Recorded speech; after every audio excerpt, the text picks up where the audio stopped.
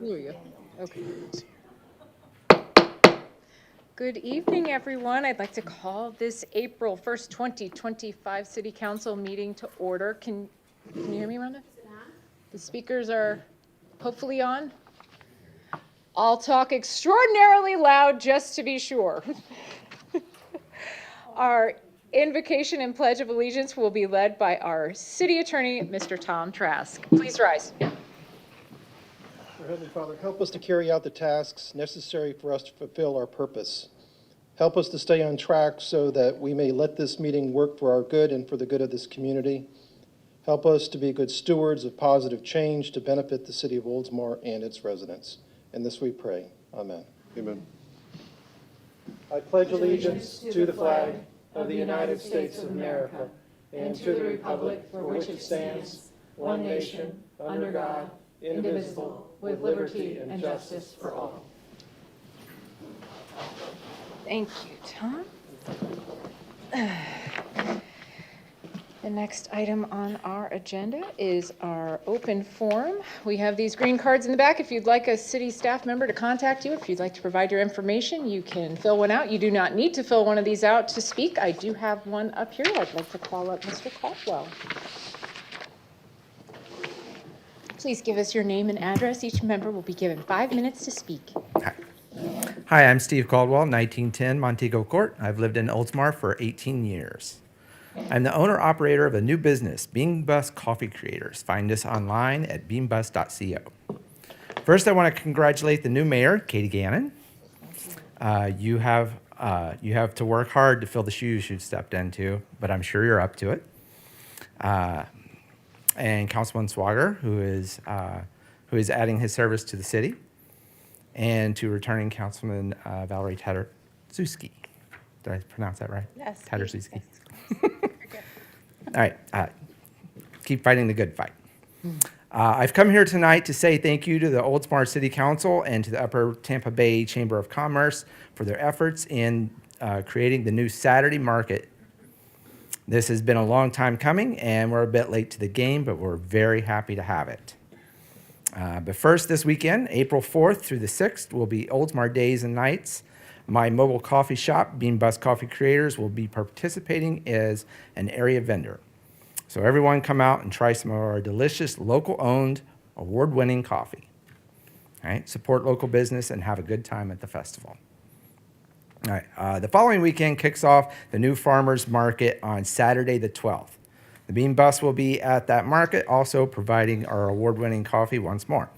We will be in regular attendance to the Saturday markets in the future. So make plans to come visit the Bean Bus and try the world's best coffee. I understand that the 12th is also Oldsmar's birthday. So we'll be having something special lined up for that occasion for the inaugural Saturday market. And it's also my birthday that day as well. So there's several reasons to celebrate. So thanks to everyone who helped make this possible, the council and the chamber. Thank you. Let's get this started right with the new Saturday market.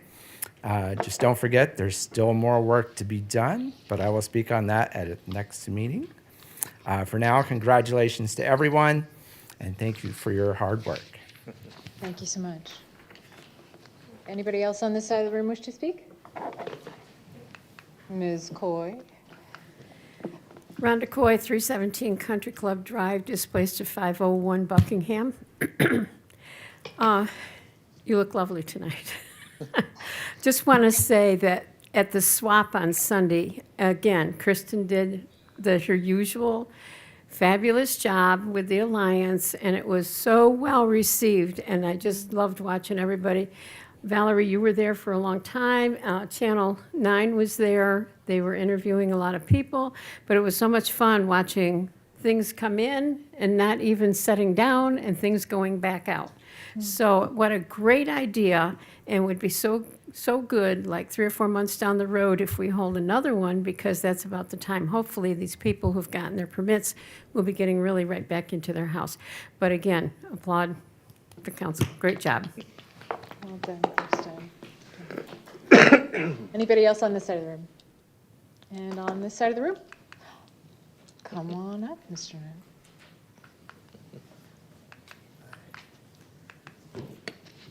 I'm Patrick Knapp, 301 Woodward, and I have a newspaper clipping that I'd like to share with you, and I gave you guys some copies of it up there, and I don't know if we can get a shot that people at home could see it. Wow, would I do that? Just hold it up? Point it up towards that. Yeah, there you Okay. go. Maybe they. This is courtesy of my mother taking this clipping, and I found it in her effects after she passed. Didn't remember exactly too much about it, and it spurred my curiosity to try to figure out what was going on here, and then I remembered things about it. And this is actually from 1965. And the reason I know that is because this young man that's in here and his mother, I was at their house being babysat by the mother, both me and my sister. And it was also an event that happened there. The reason you might ask yourself why this little guy is the grand marshal of the parade, which is one of the first questions that kind of got my curiosity going. Why did my mom save this article? Well, it's because his father was friends, and well, they were both social with my parents, and his father was a pilot, and he was killed in an airplane crash in January of 1965. He went down in the Gulf of Mexico, and they didn't find him for like a month and a half. Some fishermen found his plane finally, so we were there, me and my sister, during that time when he was missing. I remember that. So anyway, he ended up being the grand marshal of the parade, and I don't know that for a fact, but I'm only presuming is that because his father was this upstanding member of the community, and they decided to honor his memory for having been killed in an airplane crash. I did talk to my sister. My sister being 2 years younger than me, I would have only been, I guess, 4 years at the time. 1965, I didn't turn, well, I've been 5 years old. That's right, 5 years old at the time. My sister would have been 3. So she remembered things about it at 3 years old. She remembered one thing in particular, that we were at their house being babysat, and I decided that I didn't want to be there. And this was before State Road 580 was built. And we walked up to the end. They lived on Chestnut Street, up at the north end of Chestnut Street. I took my sister, and we went up to the railroad tracks and walked all the way down the railroad tracks down to Forest Lakes Boulevard, and then back to my mom's house in West Oldsmar. Oh my God. And then when we got there, a gentleman named Bob Weil, who was also another one of the people, everybody in Oldsmar at that time was a member mostly of the Methodist Church, and they worked at Florida Power at the Higgins plant. So he did too. This gentleman, that his father, John Atkinson, was also member of the church, worked at the power plant.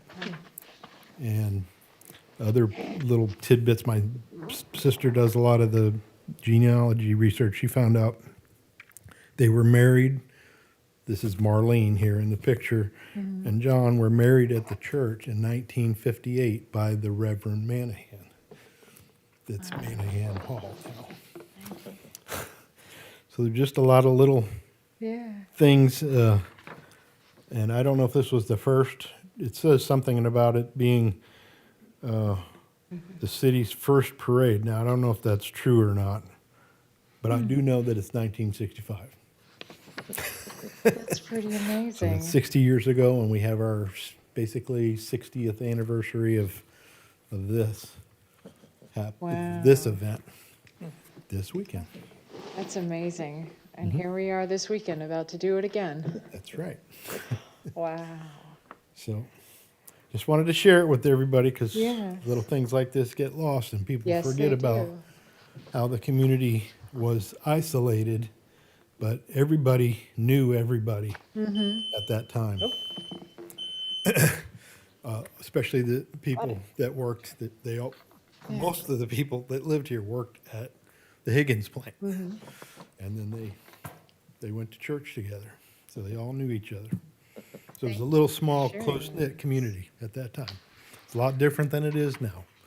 They're a lot bigger and more diverse. Oh, hydro cart races. Sounds like something I shouldn't get on. I feel like maybe, yeah. Yeah. That's really cool. Hang on to that. Remember the hydroplane? I can't remember it being at that time. I don't even know what a hydro cart race is. Hydroplane racing, Ah, okay. it was back in the 60s. Wow. Maybe we could talk to an engineer about bringing that back to the city. Yeah, maybe Sounds figure, safe. figure out a way, you know? Totally safe. For a long time, that's not there anymore. Any other persons wishing to be heard? Okay, we'll close the open forum. The next item on our agenda is our community minute, which will be read by our city clerk, Kristen Garcia. Thank you, Mayor. Pop-up art project, just a reminder to drop off the heart creations from April 1st today to April 15th at City Hall, the library, or the rec center. Oldsmar Days and Nights will be this weekend, April 4th through 6th at RE Olds Park, and the parade will be Saturday, April 5th at 11 a.m. Breakfast with the Bunny is also this Saturday, April 5th, 9:30 and 10:30 at State Street Center, and you can register with the Parks and Recreation. Oldsmar Cup Race is also this Saturday, April 5th, and the race time will be released on Friday, and that will be at the Tampa Bay Downs. And then Extravaganza will be held on Saturday, April 12th from 10 to 1 at RE Olds Park. And then the last, which was just mentioned, is Oldsmar's 109th birthday celebration will be held on Saturday, April 12th from 12 to 2 at the Historical Museum downstairs on the first floor. And that's all I have. So we're gonna have to divide ourselves. Known ourselves and go to all the things. It's gonna be a jam-packed weekend, this weekend and next weekend, but that's wonderful. Our residents will have lots of places to engage. Thank you, Kristen. Next item on the agenda is the approval of additional new agenda items. Those are items 2, 6, 7, 10, 11, and 12. Chair will entertain a motion to approve. So move. I have a motion and a second. Any discussion? All those in favor signified by saying aye. Aye. Motion passes. Next item on the agenda is our Community Redevelopment Agency, item number 1. Consider adopting Resolution 2025-10, designating Mayor Gannon as chair and Vice Mayor Graber as vice chair of the Community Redevelopment Agency. This is a post-election housekeeping item, as well as a housekeeping item similar to the vice mayor appointment. To conform with Florida Statute 163.3563C, city staff recommends designating myself as chair and Vice Mayor Graber as vice chair of the Community Redevelopment Agency. The chair will entertain a motion to approve. Mayor, let me go ahead and read that resolution by title only. Thank you. Resolution 2025-10, a resolution of the City Council of the City of Oldsmar, Florida, acting as the Community Redevelopment Agency, designating the chair and vice chair of the Community Redevelopment Agency pursuant to Section 163.3563C Florida statutes, repealing Resolution 2024-16 and providing for an effective date hereof. That was the reading of Resolution 2025-10 by title only. Now we can entertain a motion to approve. Second. Second. All those in favor signify by saying aye. Aye. Aye. All those opposed? Motion passes. Next item on the agenda is our consent docket, and I'm going to say it really slow so our city clerk has a chance to return to her spot. And our consent docket will be read by our city clerk, Ms. Kristen Garcia. Yes, item 2, consider approval of the minutes for the March 18th, 2025 local canvassing board meeting. Item 3, consider approval of the minutes of the March 18th, 2025 council meeting. Item 4, consider approval and authorization of work order number 2 with Black & Beach to provide consulting services for a local limits assessment per general engineering services agreement 2023-002-RFQ. Item 5, consider awarding sludge hauling and disposal services contract to Appalachian Material Services, Inc. under the same pricing, terms, and conditions as the City of Tarpon Springs contract number ITB 250099-B-JL. Item 6, consider waiving competitive source selection policies and approve awarding refurbishment of the Fire Rescue Department 2006 Pierce Aerial Quint apparatus to Lealman Special Fire Control District under the terms and conditions of the memorandum of understanding between the City of Oldsmar and the Lealman Special Fire Control District. Item 7, consider approving annual renewal of an ERP system sales and license agreement. Item 8, consider approval to award Phase 2 of the fire station cabinetry replacement to CII Contracting under the same pricing terms and conditions as the City of Tampa contract number 41110619, utilizing the job order contract consulting services of Gordian Group, Inc. under the same pricing terms and conditions as the City of Tampa contract number 41111317. Thank you, Kristen. Does anybody wish to pull anything from the consent docket? Chair will entertain a motion to approve. So moved. Second. I have a motion and a second. Any discussion? All those in favor? Say aye. Aye. Aye. All opposed? Motion passes. Next item on the agenda is the presentation of the proclamation of the Wyland Mayor's Challenge for Water Conservation. And I have the privilege of reading this, and Daniel, you get to receive it.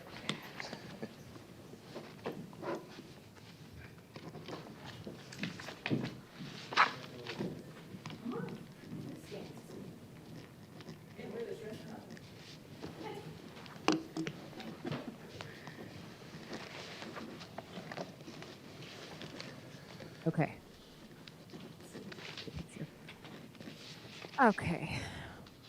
The Wyland Mayor's Challenge for Water Conservation. Whereas the City of Oldsmar, the region of Tampa Bay, and the state of Florida continue to explore ways to manage residential consumption of water and power, and to inspire its residents to care for our natural resources. And whereas the Southwest Florida Water Management District wants to encourage water conservation to ensure the sustainability of current and future water supply in the region. And whereas cities can engage in efforts to inspire their own communities as well as their neighboring cities to become better environmental stewards. And whereas the 2025 Wyland Mayor's Challenge for Water Conservation is a healthy, nonprofit competition for cleaner communities by promoting water use and pollution reduction between our cities. And whereas the encouragement of their mayors, residents may register their participation in their city's challenge online by making simple pledges to decrease their water use and to reduce pollution for the period of 1 year, thereby assisting their cities to apply state and federal water conservation strategies and to target mandated reductions. Now, therefore, I, Katie Gannon, Mayor of the City of Oldsmar, Florida, do hereby proclaim April 1st through 30th, 2025 as Water Conservation Month in the City of Oldsmar, and call upon all residents to join me in taking an online pledge to conserve our natural resources.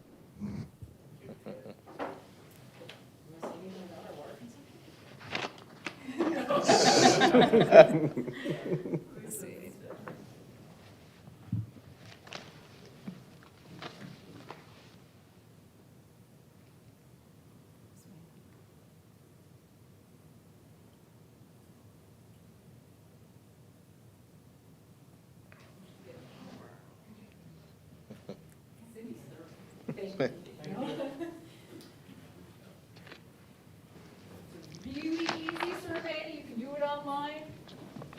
Take shorter showers, Vice Mayor. Okay.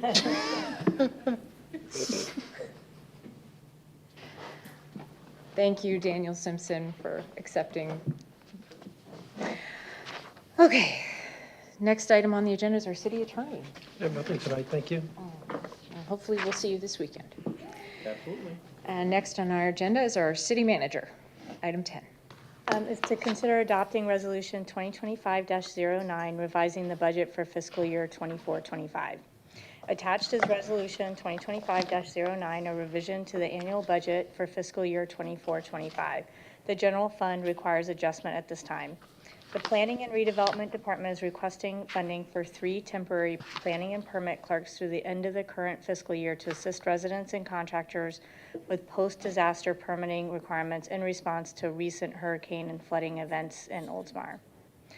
Additionally, the department is requesting the following position upgrades to better manage increased FEMA compliance requirements and responsibilities resulting from the current hurricanes. Upgrade the floodplain and building coordinator, grade 121, to floodplain manager, building coordinator, grade 123. Upgrade the existing senior customer service clerk, grade 109, to customer service technician, grade 111. These position upgrades will enhance the city's ability to manage flood risk, oversee permitting, support post-disaster recovery, and maintain high-quality customer service. The position upgrades are anticipated to cost approximately $3,000, and the 3 temporary employees will cost approximately $64,000. Lastly, Planning and Redevelopment requests an additional $50,000 in professional services for appraisal support and cost estimate review services as State of Florida assistance is expected to end April 9th. General fund appropriated reserve will be utilized to fund these adjustments. Staff recommends approval. Before I read the resolution by title only, I'm not sure how far this $50,000 is going to get us. So I may be back for more. So I wanted to make that clear to everyone, since the state support is ceasing. So Resolution 2025-09 is a resolution of the City Council of the City of Oldsmar, Florida, revising the budget for fiscal year beginning October 1, 2024, and ending September 30th, 2025, authorizing the city manager and the director of administrative services to revise the existing budget. That is a reading by title only. Okay. Thank you. Chair will entertain a motion to approve. So moved. Second. I have a motion and a second. Any discussion? Only congratulations to the 2 people getting promoted who are already doing the job that they're getting promoted to. So great job. And Above and beyond. congratulations. We got some hard-working ladies in the city. Well deserved. City manager, the $50,000, we don't know how long it will last us because it will begin to deplete in hourly increments as the people work and kind of deplete down an initial retainer. Is that? That's correct. So this is really reserved at this point for reassessment activities. So it's when a homeowner got a substantial damage notification and they've requested reassessment. So that funding is being pulled. So during that process, they submit an appraisal and they submit a cost estimate to demonstrate that they are not substantially damaged. We do not have the expertise to review appraisals in-house, and we want to keep consistency for the cost validation of the cost estimates within that realm so that it's consistent to comply with FEMA guidelines. Okay. And that $50,000 doesn't include the other fees associated with the special magistrate hearing, for example, that's separate and apart from this money? That's correct. So the fees for the appraisal services are on an hourly rate, and then they cap out at about $525 per appraisal, the same for the cost validation. Okay, got it. Okay. I have a motion and a second. All those in favor signify by saying aye. Aye. Any opposed? Motion passes. Okay, item number 11 is to consider reallocation of hazard mitigation grant program, HMGP, to Elevate Florida program. Pinellas County is expected to receive approximately $416 million in hazard mitigation grant program funding from FEMA allocated for long-term mitigation projects following Hurricanes Helene and Milton. These funds are used to reduce future risks from natural hazards and support both residential and public infrastructure projects. Separately, but not part of the action of this agenda item, but I felt important to note, is the county has also been awarded $813 million in community development block grant disaster recovery funds from the U.S. Department of Housing and Urban Development. While this funding supports long-term recovery, particularly for low to moderate income households, an estimated 15% set aside is available for broader mitigation activities, including infrastructure.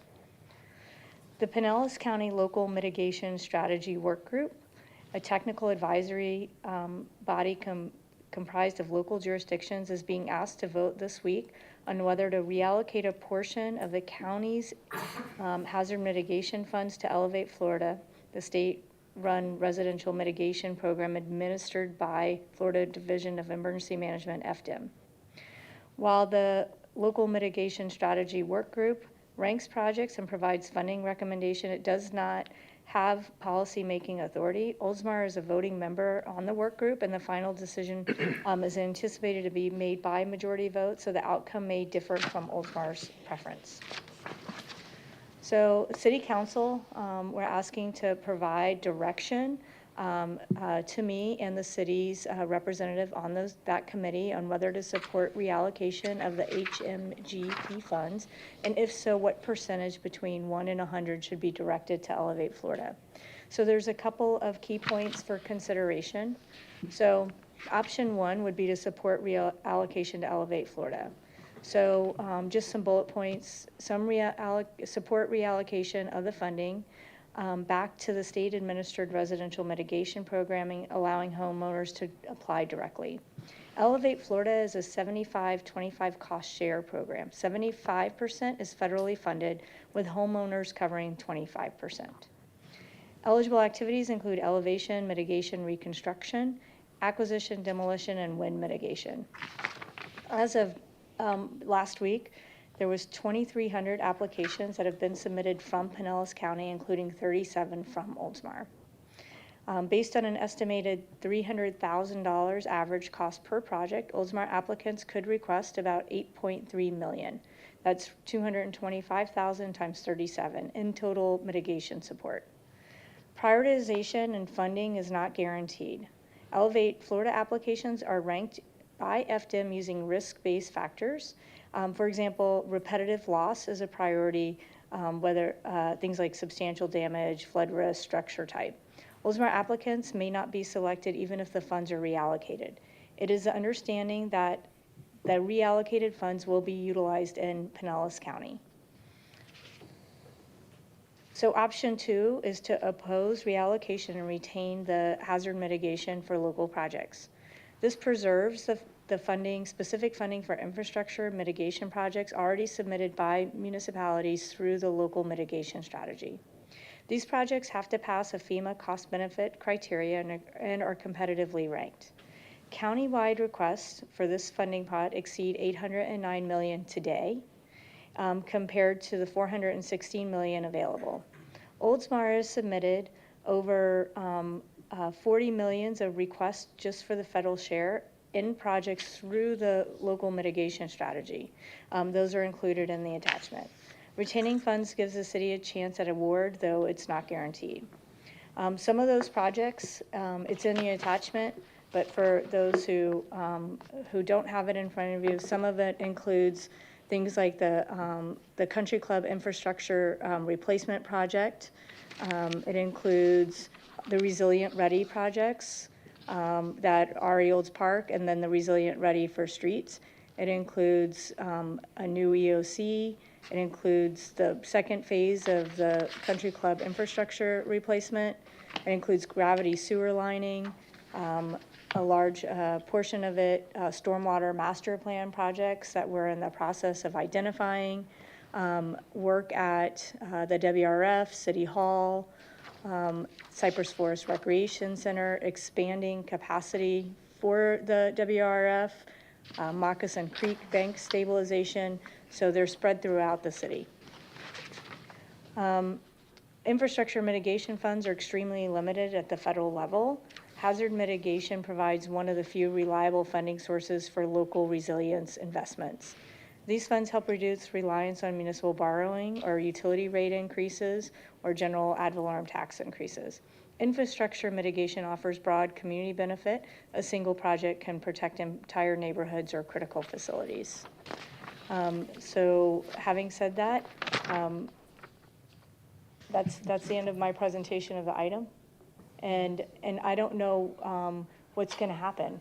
So right now, the county's giving us further direction. The state has given, as of yesterday, until April 11th for the local mitigation strategy work group to give an answer back. So there's a meeting, I think it's tomorrow, of the work group. So just at this point, some guidance on how you would want Oldsmar to render its recommendation. So we need to come to some kind of consensus here tonight, y'all. Hopefully, everybody has read everything. I don't want to call on anyone to start first, but I will if no one volunteers. I'll go. Councilmember Knapp. So after discussing this with the city manager earlier, you know, it's a tough call. You know, there's no easy answer, right? Because obviously we want to do as a council whatever we can to potentially help our residents, right? But where this kind of runs amok is either choice, there's no guarantees, right? It's a toss-up. It's all about prioritization, whether it's prioritization of individuals' properties versus prioritization of these essential projects, right? And I'm sure many of them are essential. The way I kind of look at it as, while, and it's unfortunate, I don't want it to come off as callous, is we have several people that were affected by these storms, right? And many more could have been affected or didn't even get substantially damaged. There's far more than 37 homes that probably would make sense to be raised in Oldsmar, right, to preserve them. Not many, if any, of those people have the money to do so. The problem is, it's like, say, a lot of those people, if all of them get this funding, right, they get elevated at the sacrifice of potentially shoring up any of our infrastructure, and then the next storm comes that impacts some amount of infrastructure, and there's all the other houses that don't get impacted at all, that if the infrastructure goes down, then they're still affected by the effects of a storm, even if it's not from flooding. So, I mean, the federal funding for this program really was inadequate. I mean, it's better than nothing, right? But $400 million from the feds to fund this program is far too little. I mean, if going by the math of just the affected properties in Pinellas alone, we're going to exhaust all the funds. So, and we weren't the only county affected, right?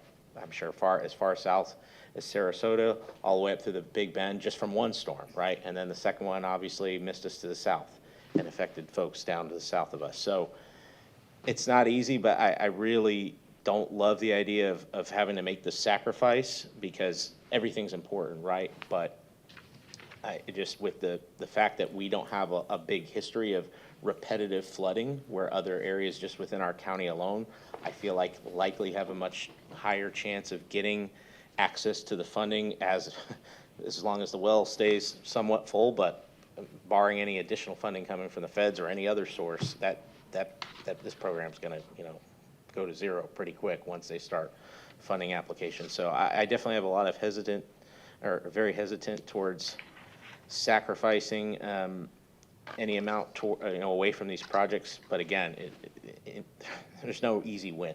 There's no obvious, like, yep, that's the right way to go, and you can feel good about it, right? I think in any event, we're going to not feel good about either staying put with allocating nothing or giving it all away, or anywhere in the middle. Then still, it doesn't change anything in terms of what we might get. So I'm open to the discussion and want to hear what everybody else has to say, but I kind of feel like staying put and staying the course with where this funding is for essential infrastructure projects. Fair point. Councilmember Swager? Yeah, thank you, Mayor. I think even if we voted all in favor of option 1, or we voted all in favor of option 2, the fact that the funds aren't guaranteed to even be applied in either case, to me, we're discussing or potentially arguing over something that doesn't even apply. So I think obviously this isn't the way it's going, but the former engineer in me thinks that the Elevate Florida, deadline coming up, April 11th, should take place so that way the LMS has the full scope of all the applications to assess and prioritize, and then we would vote, the counties and, the cities in the county would make the decision. But in any event, I think this is kind of a political move from the state level, trying to, have a short-sighted win and say, oh, we, fully funded the Elevate Florida project now. But again, being short-sighted for future potential issues in our infrastructure. I mean, that's what the funds are for, is mitigation, right? So I think we should come up with, I'm on the side of distributing this, whether it's 50-50, 80-20, that's to be determined, but that's kind of how I'm leaning as far as breaking it up. Councilmember Tadazowski? So I thought about this most of the day after my meeting with the city manager, and I guess I'll start with where I landed, and then I'll explain why. So leaning towards the same place where Councilmember Knapp landed, and leaving the funds where they were initially allocated. And the reason for that, I think the funds were allocated the way they were in the first place for a reason. Federal and state funding is limited to begin with for these types of projects. With the DOGE happening on the federal and state level now, I think it's going to be extremely rare for us to get additional funds in the coming months and years. I think it's important that when we use these funds, that we use them to maximize the impact to the most amount of residents in our city.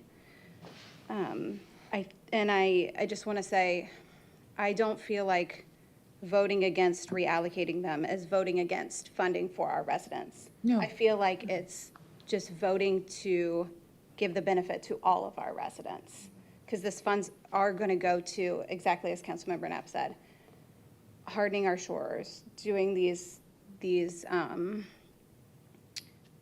very essential projects that need to get done in our city to make sure that when the next hurricane does come through, that it's not more houses, that the houses that were already damaged aren't re-damaged, that protecting the additional houses. I know my neighborhood flooded when it never had before. So getting some of these projects moving, if we do happen to get approved for the money, I think is extremely important. Thank you. Vice Mayor? Just well stated by everyone. It's the uncertainty that I think is driving all of us kind of, what, do we get the money? Do we don't get the money? Well, then what do we do with it if we get it? Well, you might not get it. Keeping everything allocated to where it wasn't where I had landed, to be honest. More of a 75-25, and maybe I took that from some of the material that we read. With not knowing if we're going to get the money regardless, but if the money is going to be spent in Pinellas County, there's an overall impact that it could have on the people that live in Pinellas County, which is all of us, right? And our friends and our neighbors. So I was willing to entertain that idea if it was the pleasure of the council. That said, I agree with the arguments of leave it where it is. So I don't mean to sound like, but I'm on the fence. I don't know. It's just the 75-25 made sense to me, where we're keeping the majority of it, allocating 25%. It will have, if the money is received, an impact on our surrounding communities, but also on us, hopefully. So that's where I was, but I can be swayed.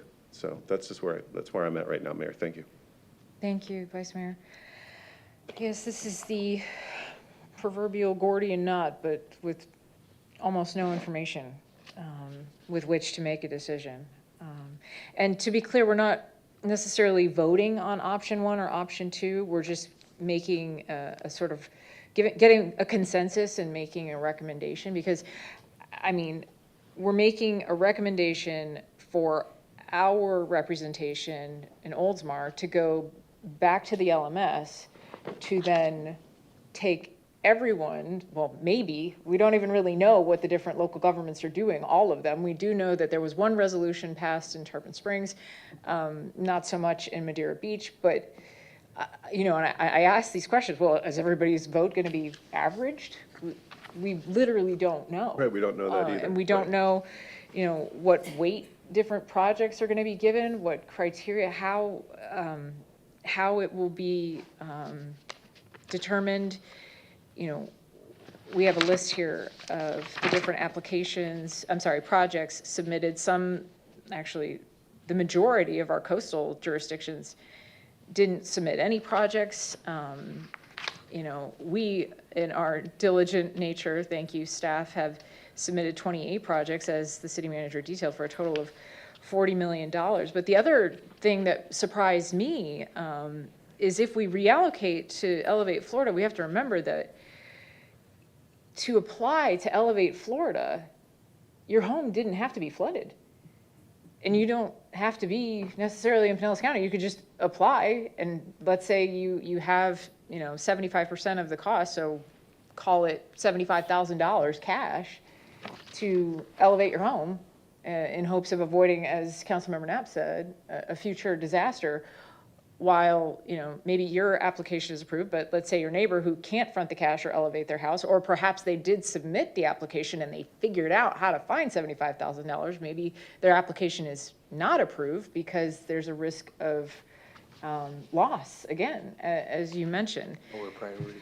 Right, and then 37 applications in Oldsmar out of the 2,300, one of which I believe we know is not from a damaged home. That represents only 1.6% of the total applications in the county. But if you take, as you mentioned, Councilmember Knapp, if you take 2,300 applications, let's say in a perfect world, they're all funded, that comes to $500 million, which obviously there's not enough funding for it. So I'm not trying to point fingers, but you do make a good point, Councilmember Swager, because I looked at this, and here we have this Elevate Florida state program, and clearly there's not enough funding to elevate Florida, and there's a lot of information here that was included in our packet that was not written by us,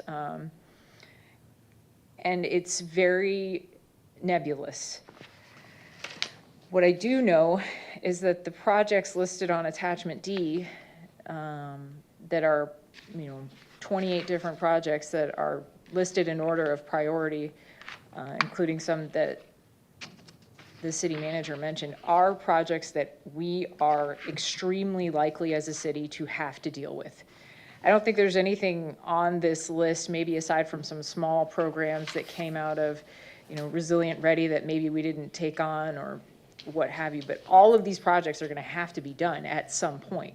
So either we raise taxes, user fees, issue bonds, or figure out a way, but a potential cut of, $412 million doesn't come very often. Right now, we're hoping in the legislature to net maybe $1 million, for one project. So your point is well taken, that we should not take for granted the opportunity to receive or put ourselves in the running for funds that benefit the entire city. So without much information, the Elevate Florida program, I'm concerned about whether or not the actual people in Oldsmar who have submitted applications will be approved. If they are, there is a, 4, 7, 16, almost 20-month period from application to closeout. So, I'm just trying to picture myself like displaced residents who have submitted these applications. How will they live until they're back in their homes? And even if we don't reallocate our funds that we're theoretically in the running for, it doesn't mean that the applications wouldn't be funded. So this is difficult for me, and my my tendency, upon reviewing all of this information, was to leave everything in place as it has been currently allocated. I'm not sure what other, I know Tarpon, made a resolution to give it all back. Madeira, I think retained all of it. They voted not to give any back. It was a workshop meeting. Okay. There was a discussion about it, but no decision was really made at the decision. meeting. So if there has been one made, it would have been by the city manager subsequent to that meeting. I The Tarpon do, Springs amount was $4 million, if I'm not mistaken, is that correct? I don't know about Tarpon. yeah, But in looking at the resolution, the resolution that was in the packet doesn't say whether they approved it or opposed it. just, It's blank, yeah. so.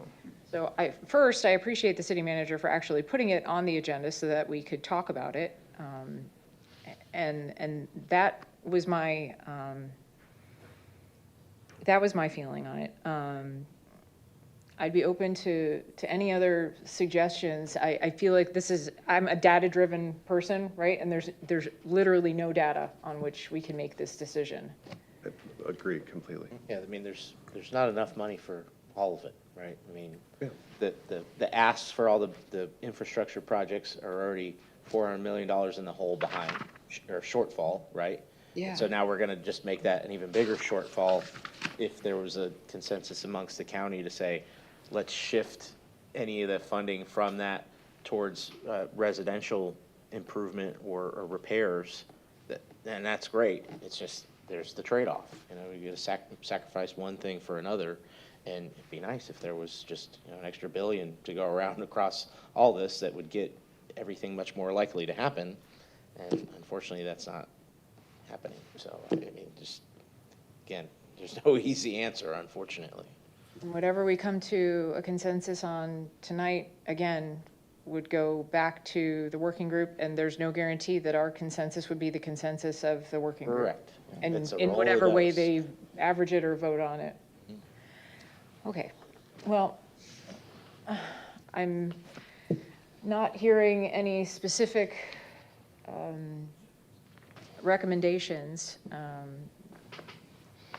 We don't know until the deadline passes what basically the total ask or impact is going to be to Elevate Florida, right? That's still an unknown. We kind of have Okay. a general idea of applications thus far, but it's not looking good that there's going to be enough funds to go around for everybody, right? The math doesn't look like it's going to work in Okay.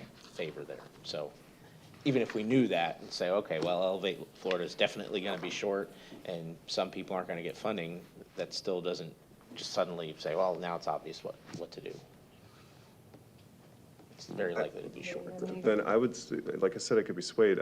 I thought 75 here, 25 there would at least give something, right? So we considered it and we did that. But leaving everything the same, I could be convinced of that. So, I mean, I could provide a consensus on that, if that's the way that the council wanted to move forward. But it's one of those things, I agree with everything that everybody's saying. Yeah. No matter, and we don't know. And it's a really difficult decision to make because we don't really know if we're making a decision or not, right? We're providing guidance to the city manager to see what the Right. decision's gonna be. And just a question, I guess, for the city manager. So if we were to agree as a council to distribute it, say 25 for the residents, 75 for the city. To be clear, it would be 25% reallocation of some of the funds back to Elevate Correct. Florida. Okay, I Forgive just me. want to make sure we're all speaking the same language. Yes, correct. There's a lot of acronyms.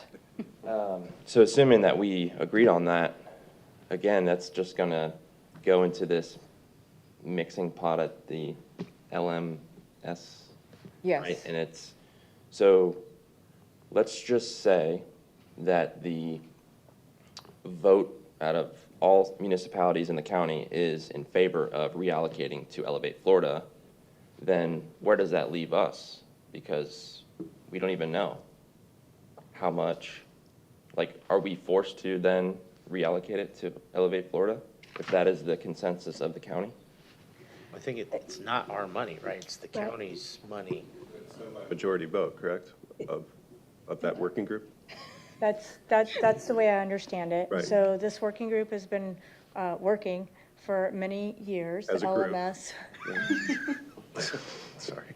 And they have this structured Pinellas priority list, which is where these projects come from. And so, you know, if that group makes a recommendation to reallocate all the money back, then all of it's going back to Elevate Florida. At this point, all I understand is that through the documentation that's been provided, is that it's supposed to come back to Pinellas. Whatever might get allocated, right? That it should Correct. be reserved for a For Pinellas. Pinellas pool of Elevate Florida funding. That is what I have heard and read through the responses to the state from the questions that are attached. Clear as mud. So all it does is give guaranteed funds to the county, but nowhere specifically within the county. And Versus the original 400, That's that's not guaranteed to go to Pinellas. That is correct. So if, the way I understand it is that if the reallocation goes to Elevate Florida, then that money would come back to Pinellas County to fund the priority list as FDIM decides based on the criteria, which one of them includes things like primary residence. Repetitive loss is mentioned specifically on their website, which means, you know, more than one time flooding occurrence, which parts of the county have had. So that money would be distributed by that criteria. So there's no, it's not a proportionate share. Wow. Okay, so this might be the strangest consensus I've ever asked for. Councilmember Swager, Vice Mayor, you both mentioned a 75-25 I did. reallocation. Correct. Councilmember Still Nat? at zero, You're at zero. 100% I'm back at to the 0 as well. At zero? Yep. I'm at zero. Do we have a consensus at no reallocation? It was mentioned and worth discussing, and my thoughts on it have changed since the discussion. That's why we talk about things. So consensus to 0 would be fine with me. So a consensus to leave the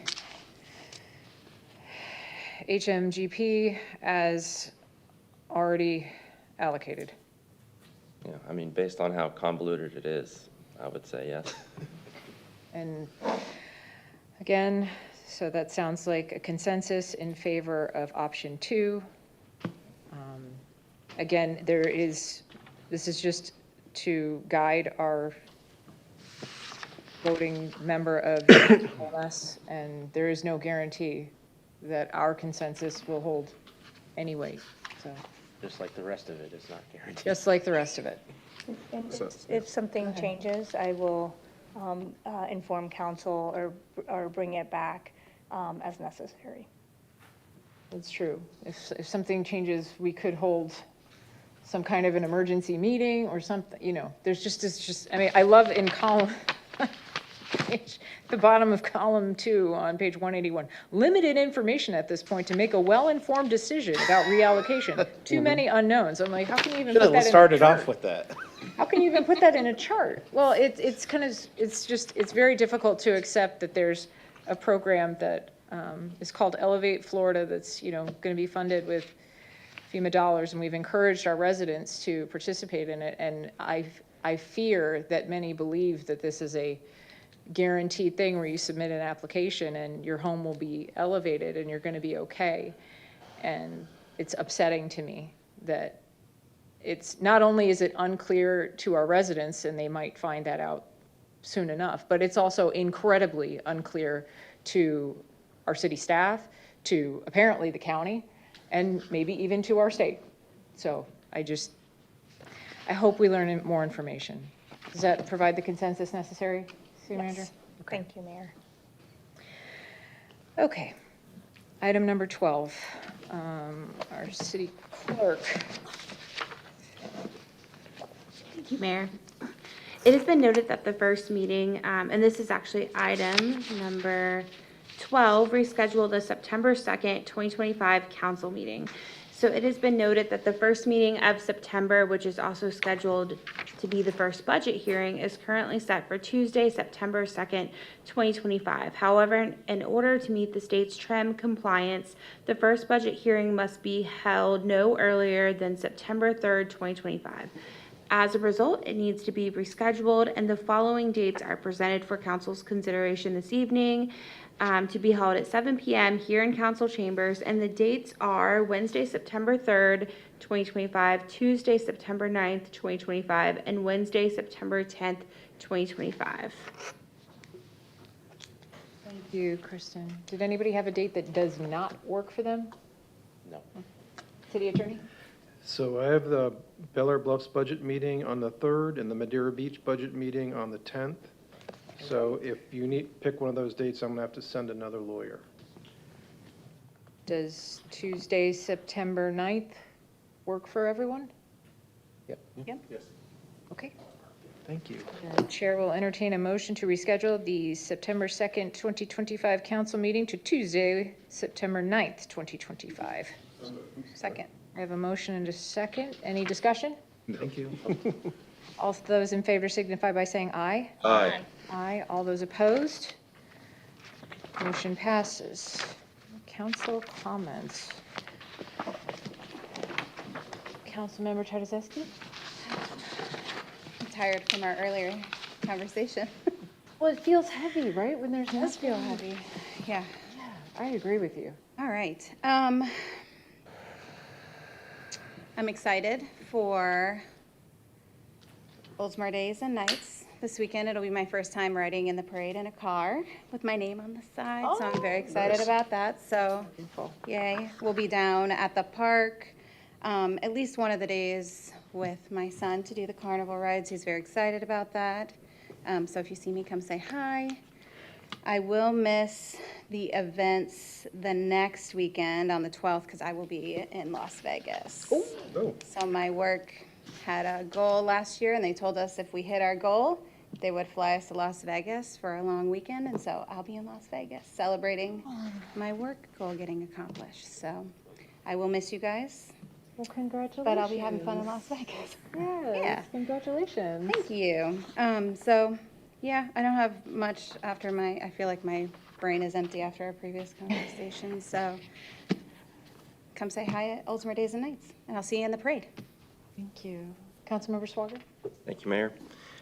So I'll just start with congratulating you, Mayor, for 2 weeks ago, What'd I do? our first meeting. Thank you. And Valerie All of Tanazeski, us. Councilmember Tanazeski, Vice Mayor Graber, for your second term. Thank you. As Vice Mayor. I was, 2 weeks ago, just like flew by, so Yeah. I just failed to congratulate everybody, and Oh, I wanted to kind of you. make a point. And also, thank you to Mayor Saraki for his time serving for the city. Also wanted to praise the city manager because of the last topic or agenda item. I mean, since I learned about this Friday, it's been weighing heavy on me because it's just so heavy. And it's so heavy, but yet we have no real control Yeah. in a sense. So, but the city manager, just the 2 meetings that we've had, the depth of knowledge you have is remarkable. And so we're lucky to have you. So I wanted to say that.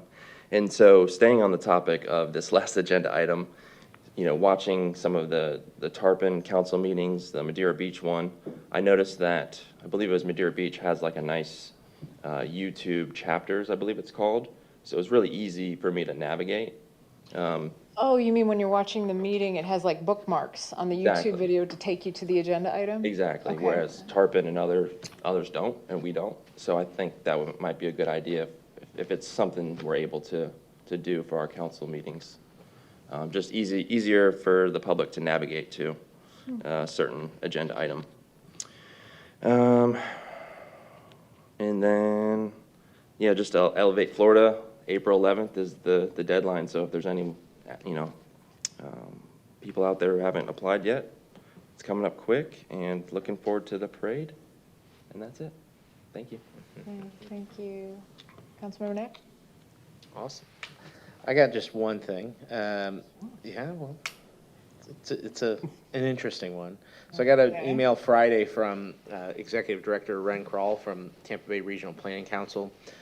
If you had a chance to peruse any of the memos we get from Tom's office or anything from Florida League of Cities, you may know that there's a bill moving through the legislature right now that may basically eliminate regional planning councils by statute.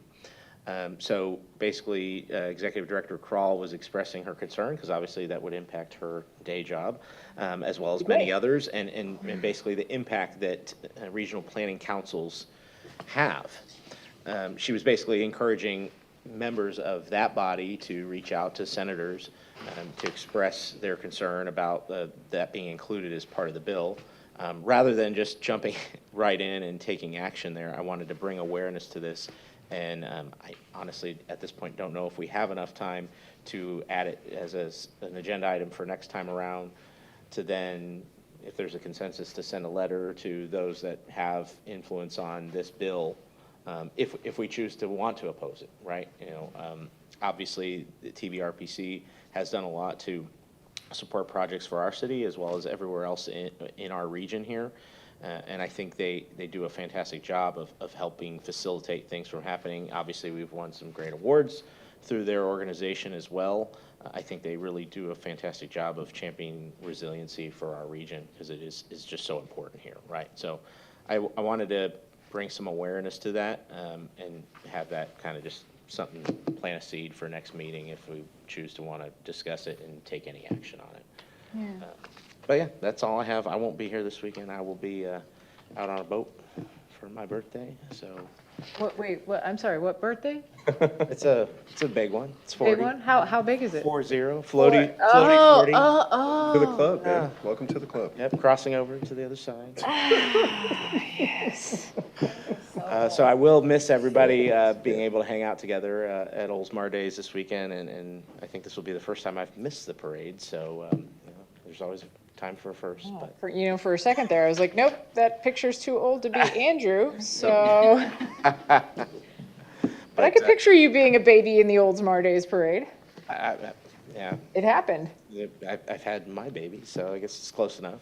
But yeah, we'll miss being here with everybody to have all the fun that we usually have here, and look forward to the next event where we can have some good team building time. Do you happen to know when the next committee vote or presentation of the? So the email that came out Friday, there was a vote that took place yesterday. I don't know what the outcome of that one was. There was one yesterday for the Committee on Commerce and Tourism. Yeah, I would imagine it'd have to go through a couple. Yeah, so I would imagine, and I'll do some homework and, can kind of consult with the city manager to see, how far along is this?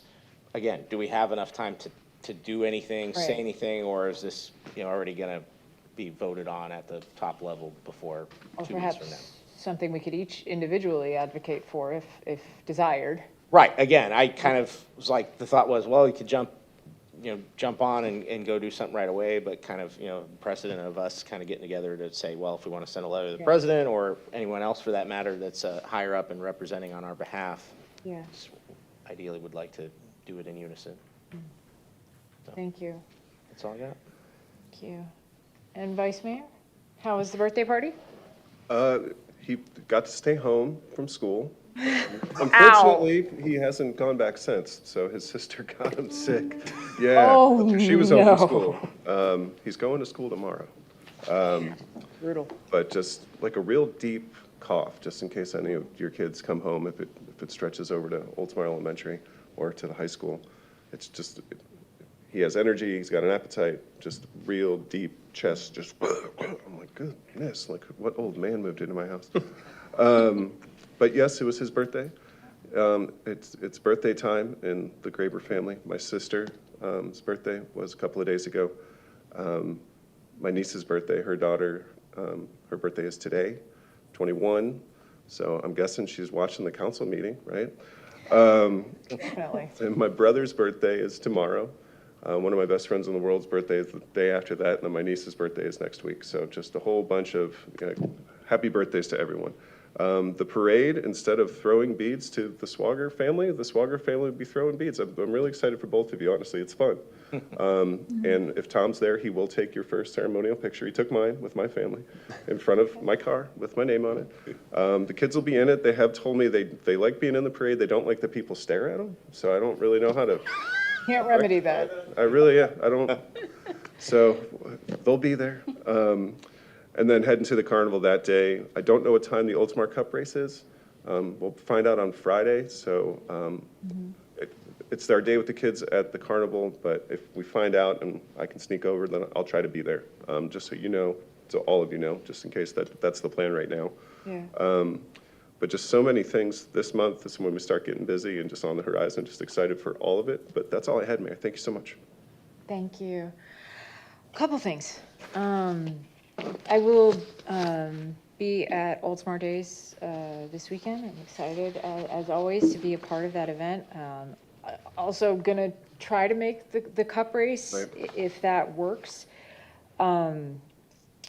As far as next weekend, I can see how the birthday party at the museum and then like across the street to the Saturday market, I don't know how we could do the extravaganza in there. I think my children might pass out or need lunch, but we'll see what we can get to.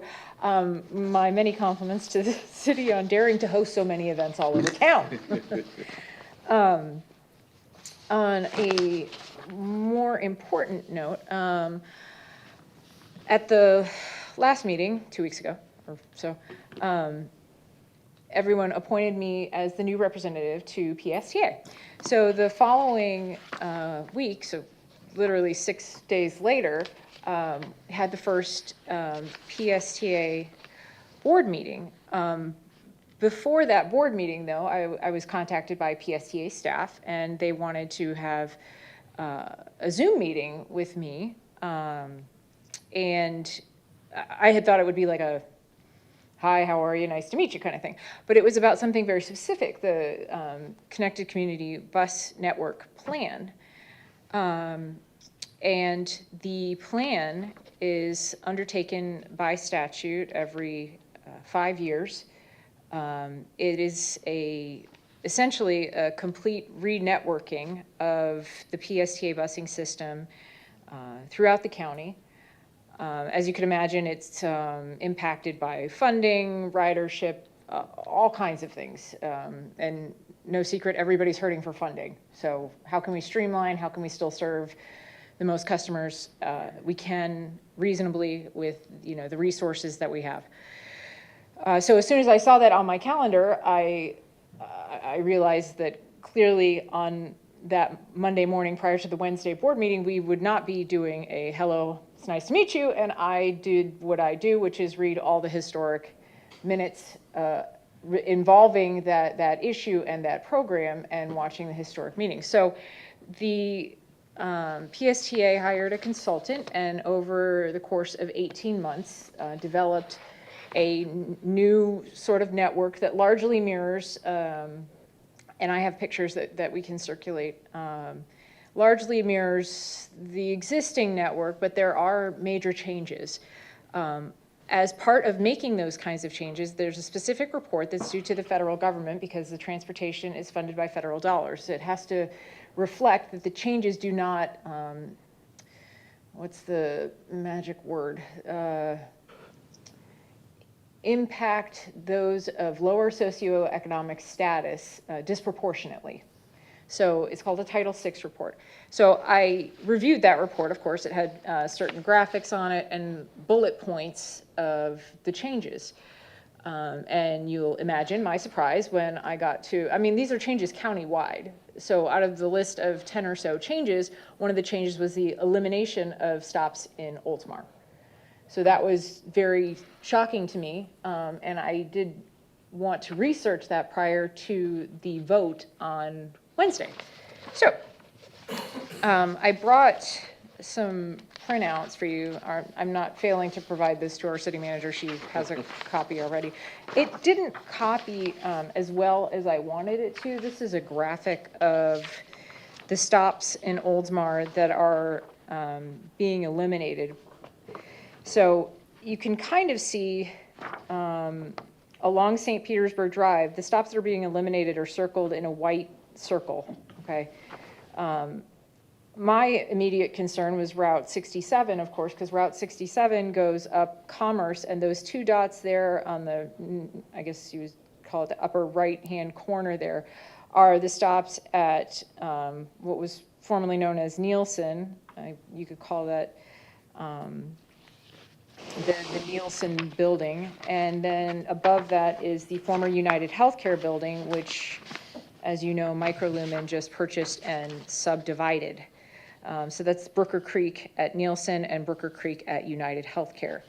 So what used to be Route 67, and that is Route 812 along Tampa Road, will now be known as 78A and 78B. And essentially 78A comes into Oldsmar, and then once it's leaving Oldsmar, it becomes 78B. So it's a circulator. The ridership for these stops along St. Petersburg Drive, 1, 2, 3, 4, those 5 stops along St. Pete Drive, which do not include the stop across from the library. That was an important one to me. Obviously, access to our city services at the library there are important, or the one at the corner of State Street there, which has the sort of large bus, I'm not going to say bus stop, but you know what I mean. It has the benches, the covering, and all that kind of stuff. So those two are not being eliminated, but these were slated to be eliminated. So when I asked questions, I was made aware that these stops had, 6 of the stops had extremely low ridership. So that's an issue. And then the rationale for the other 3 is that they were in a quarter mile of another stop that was not being eliminated. So I can, at the meeting, some of the tweaks that were made during the 18-month period and the multiple, open houses apparently that had occurred, some stops that were slated to be eliminated were added back in because, for example, there was a group of veterans down in St. Pete, and walking an additional quarter mile to get to the stop within a quarter mile was a big deal for them. So that was added back in. It became pretty apparent that there was strong support for approval of this plan. As I mentioned, this was 18 months in the making, untold dollars spent on the consultant, and it was all but a done deal by the time I arrived. On the positive side, that circulating route, now 78A and 78B, will now be 7 days a week, as opposed to the limited services during the week, which was previously provided under Route 67, which is a positive. There still will be an hour interval. This is an hour interval route. So other positives, there is a 6-month rollout period. So these changes will be advertised heavily by PSTA for the next 6 months until October before anything is even changed. So there won't be any, hopefully, many surprises along the way. I have invited PSTA to come and make a presentation to the council to explain the public input process and the data that went into this plan, since this was the first time I was hearing of it.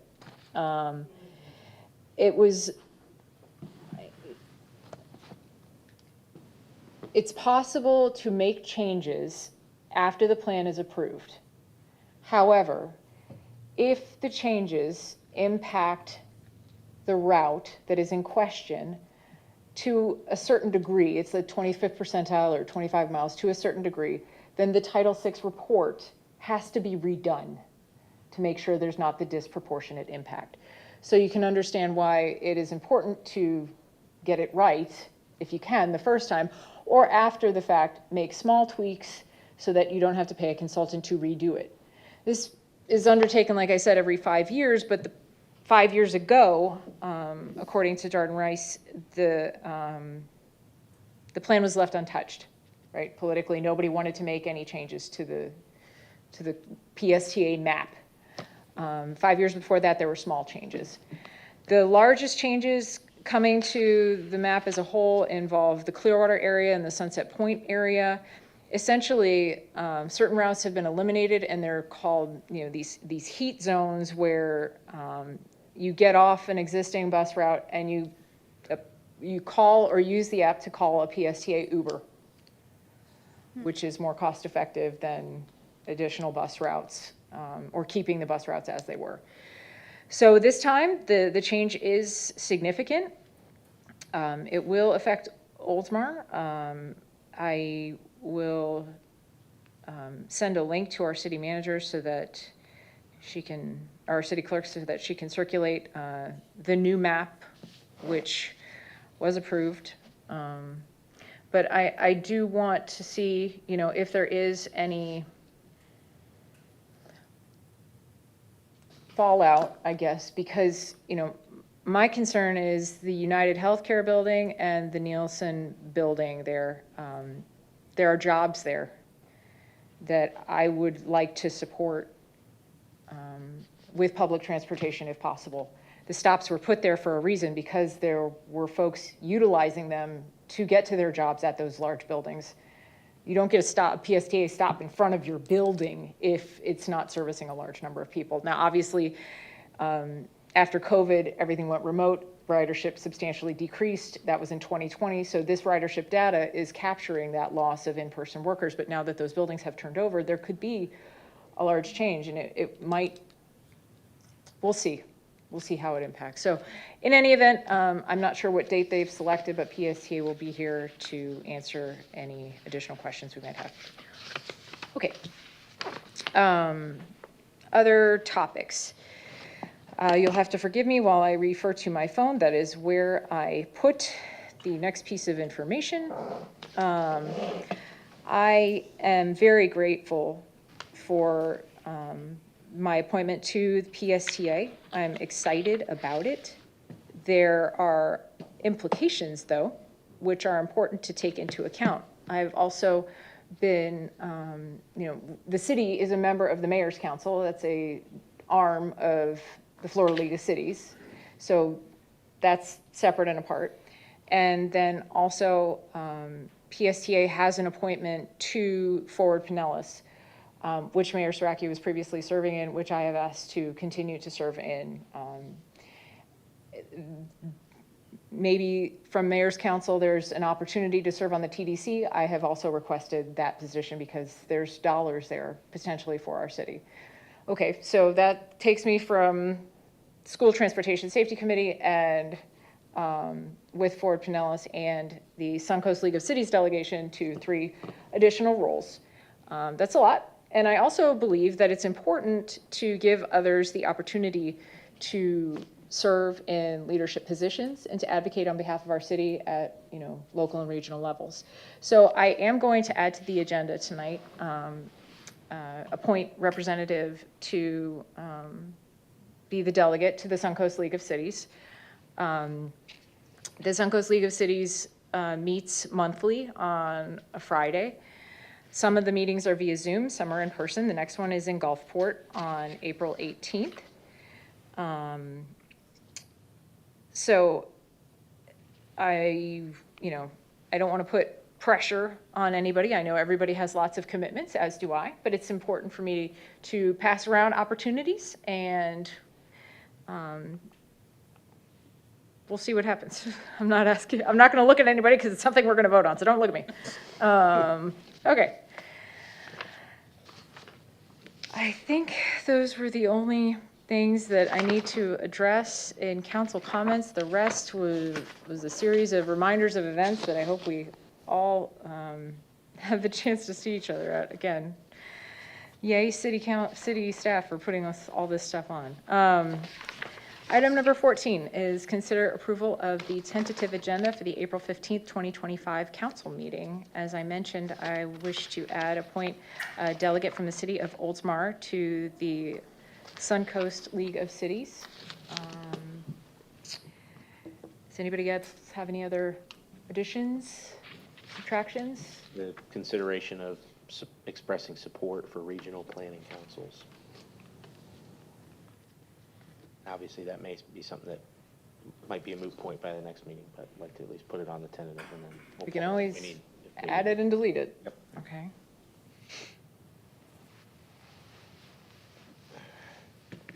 Okay, So motion to approve the tentative agenda as amended? Second. I have a motion and a second. All those in favor signify by saying aye. Aye. Aye. All those opposed? Motion passes. Wow, I feel like I handed off a torch there. You're gonna do the tentative, you know, I Vice feel like Mayor, you man. kind of took the short way out of it. You're like, as amended, like, okay. What, It does. I'm not saying it doesn't get the job done. I'm just saying that I did it better. That's all. we're more thorough, that's as far as I'll go, yes. And you can pass the gavel and make the motion if you want to reclaim your motion making. I think that would be pretty awkward. That would be pretty, Just one time, just one. pretty for old time's sake. awkward. Anything else for the good of the city? The chair will entertain a motion to adjourn. So moved. Second. I have a motion and a second. This does not require a vote. Our meeting is adjourned. Thank you all.